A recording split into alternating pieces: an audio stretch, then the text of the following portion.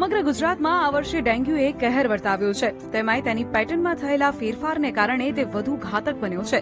સામાન્ય રીતે ડેન્ગ્યુનો તાવ 3 થી 5 દિવસમાં ઉતરી જતો હોય છે અને પ્લેટલેટ કાઉન્ટ પણ વધવાનું શરૂ થઈ જતું હોય છે.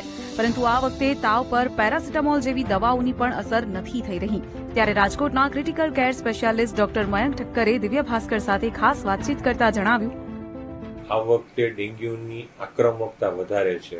3 થી 5 દિવસનો તાવનો જે પીરિયડ છે એ પીરિયડ પછીનો પીરિયડ આવે છે. પેટમાં ભારીપણ લાગવું, ઉબકા થવા, ક્યારેક ઉલટી થવી, અને આ દરમિયાન તમે રિપોર્ટ જુઓ તો લીવરમાં બી સોજો જોવા મળે છે. વધારાના ઓર્ગન, કિડની ઇન્વોલ્વ થવા માંડે છે, ફેફસા ઇન્વોલ્વ થવા માંડે છે, મગજ ઉપર અસર થવા માંડે છે અને કેસ સિરિયસ થઈ જાય છે. ડેન્ગ્યુના લક્ષણમાં શું ફેરફાર આવ્યા છે અને શું ધ્યાન રાખવું જોઈએ? ફીવર લાંબો સમય રહે છે, પેશન્ટના પ્લેટલેટ ખૂબ વધારે ઘટે છે,